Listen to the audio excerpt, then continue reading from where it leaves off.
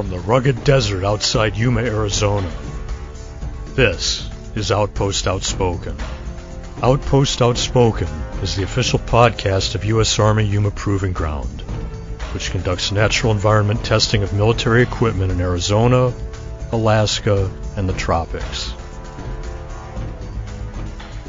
Hello, I'm Mark Schauer. Before first getting a job at YPG in 2012, Innovation Division Chief Garry Rosene worked as an engineer in private industry in California. Nearly 15 years later, he still gets a strong sense of satisfaction in YPG's mission, supporting the warfighter.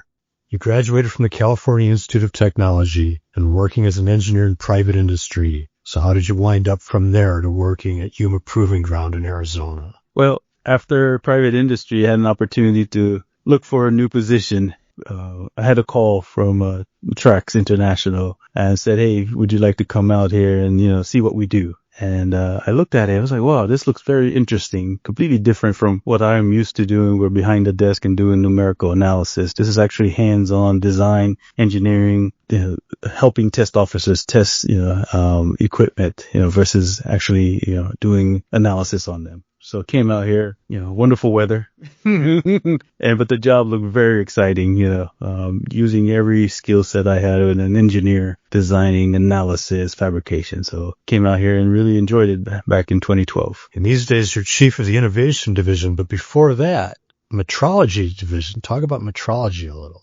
That was a fun time, being a branch chief at Metrology and Simulation. A lot of interesting instruments, learning how to help do all the inspections, but we were focused on the transducers, the gauges that go into the gun tubes that measure the pressure. So, I was working with them, significant, trying to design new transducers, with the machine shop over there. And it was really fun as well over there. Now, what you do today as chief of the Innovation Division is a little bit different than that, though. Yeah, now we're looking strategically in the future. What are the new technology that YPG needs to get integrated to do the future mission set, right? So we're looking far out. We're essentially the research arm for the TD, for YPG. So, if there's a new technology or a gap area that we need to look into and figure out, hey, is that something that we need to, get, knowledgeable on, look into see, what we need to get that integrated and then, get that transferred to our investment divisions. Like, hey, we need, let's go look for funding to get this, new technology integrated. It's a completely different skill set. We're looking years out, strategic. And look, the ability to look years out is a lot more complex now than it was even 4 or 5 years ago. It is. And the mission set changes. So you're looking at technology that's at low readiness level. That includes like SIBR. You're looking at, okay, hey, is this going to be viable or not? And it's not an easy task, right? And so, you have to look at all the variables that might come into play. Even if it's not 100%, will it help us, close, a gap for us? And that includes the workforce too, right? And so, we're looking at now AI. How can we leverage the models and tools that we have to help the workforce, get it integrated? We're not looking to build or train models, but we're looking at, hey, the models that we have, can we gain in the efficiencies, in what we do in our process by using these, AI models? And part of the way too, you're looking very far ahead into the future is supporting YPG's STEM outreach to high schoolers, middle schoolers, even elementary school kids. Talk about that. Oh, sure. That's a fun part of the,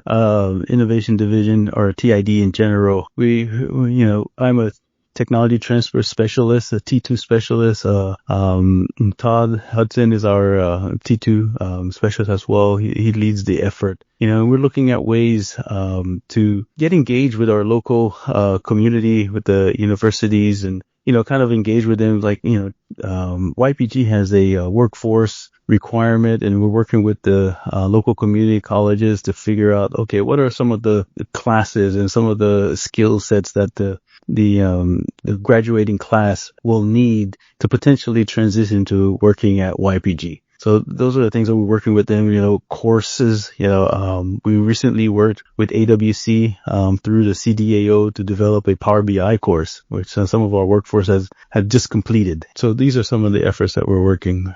One of the biggest commodity areas in testing at YPG right now is counter unmanned aircraft systems. And what fascinates me is it sounds like you're altering the STEM outreach to primary and secondary kids, incorporating drones into that now.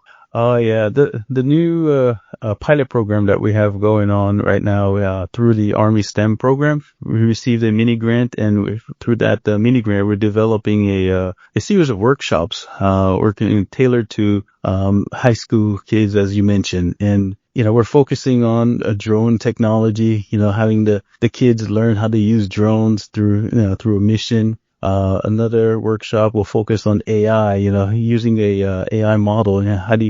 How can you trick this AI model? Cause hey, it may not be perfect. So you have to understand its limitations. And then also, hey, we're test engineers. What is it like being a test engineer when you design and break something, and understanding, what are the factors that, make things break, and, are they important to your test? So, I think it encompasses a new technology out there right now, in the focus areas, and it will help get, a motivation to look into like, hey, I would like to have a career in these areas. You have experience with private industry and working for DAs supporting the warfighter. Do you get a certain satisfaction from supporting the warfighter the way you do? Yeah, no, it's a completely different. It's in private industry, like I mentioned, I was doing a lot of numerical analysis, sitting behind the desk, and it was good work. I mean, hey, I worked on the JSF program, but working out here, it's a whole different feeling. Working hands-on with the test officers, the support staff, and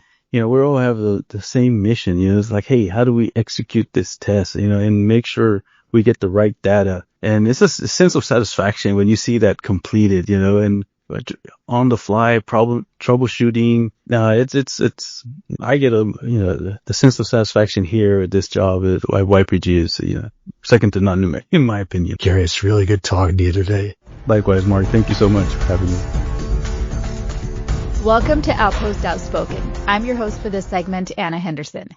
Joining me in the studio today is Christie Shew. She wears many hats and is well known around YPG. She is the community director for Desert Oasis Housing. She is a cheer coach for Gila Ridge High School and a military spouse and mother. Welcome, Christie. Hello. We have so much to talk about, but first let's start with your role supporting families at YPG. If families plan to live on post, you're likely the first person they meet. I am, yes. And it helps out that I am also a male spouse, so I am able to answer all questions and make them feel a little bit more comfortable about the transition to come into YPG. And then you become friends with them. You have tons of friends. Absolutely. It's like we call each other by first name basis as soon as they walk in the door, and everyone's like, oh, you already know each other? Oh, no, we just communicated over the phone so many times that it's like you know them already as they come around. Yeah, that must be reassuring for them. Desert Oasis Housing is privatized housing on post at YPG, and several times in the last few years it has been ranked high on the tenant satisfaction and opinion survey. What more can you tell me about the housing at YPG? Yes, YPG, since we are such a small community out here, we have, been in the top 10 out of 48 installations, so that has been a big plus. It's just like we're such a tight-knit community, so it makes everyone feel welcome at home. You're just family to them. A lot of people refer to YPG as Mayberry. You see kids riding their bikes, just playing outside. They can actually ride their bikes to school. Like it's so unique living in a place like YPG. So it does feel like family and everybody gets to know everyone. And I think that the housing, the programs that you guys have and the little fun games is part of that. It is, yes. It's always nice. I tell everyone we're living in our own little, it's guarded. We have our, gate guards here. We have your kids can run everywhere. Everyone knows everybody. So if your kid's in another part of the community, they're like, oh, well, we know who your mom is. If they get her on their bike, you have someone there. They want to take care of them. Exactly. And at one time, you were that family moving to YPG. Your husband is Sergeant First Class Cody Shew. He is an airborne task force soldier. Tell us a bit about the moves that you have made as a military family. Moving as a military family, it was tough, having the smaller children. And we always went to places that was a lot bigger. And so you didn't get that feel of family and community like you do at YPG. So I think moving to a smaller community like YPG, it made the transition even to the desert and remote area a very, very easy one for our family. So I think moving, I don't know. The bigger ones, it was just so much tougher. It's hard to make friends, where actually at YPG you feel like family. And what are some of the different places that you have moved to? Because how long has your husband been in the military? My husband's been in for 17 and a half years now. We have moved, our first station was Fort Bragg. Then we went to Fort Hood. They opened up a small airborne unit at a short time. Coming to YPG, I think, was the best transition for us. Your kids have had the opportunity to live here at YPG. Some of them have moved away. Tell us about that. Yes, we have been here since 2017, so it has been amazing letting my kids grow up here. Our youngest one started first grade. She's going her sophomore year. Our middle child is a college student. She's a senior at NAU. She'll be graduating in December. And then our oldest has moved on back to Texas. So he's 22, and it's just our kids have grown up here. You're a cheer coach at Gila Ridge High School. How did you get involved in that? When we moved here, my middle child, she was going to be in the 6th grade. And she was like, Mom, I want to try out for cheer. And I was like, I know nothing about cheerleading, but okay, let's do this. So she started cheerleading, and then I got involved as, in the booster program. And then I went into high school. She's still cheerleading, continued with the booster program there. And then there was this chance for me to be, to be the assistant coach, because I was already involved in so many ways as a president, that they were like, this program like the back of your hand. How about you come and coach? So I went and got my coaching certificate and been coaching ever since. It's been an amazing experience. And your daughter is now out of high school. Yes. So how does that feel to be a parent that's involved, but you're not really a parent anymore? Right.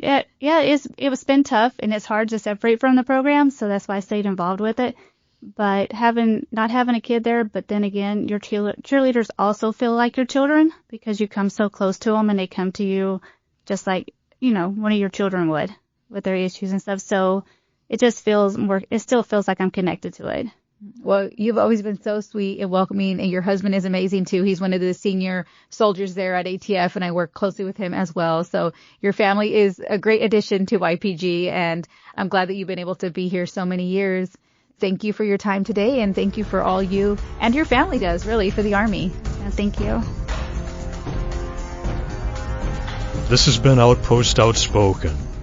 Thank you again for listening. We'll see you next time from the forefront of Army transformation.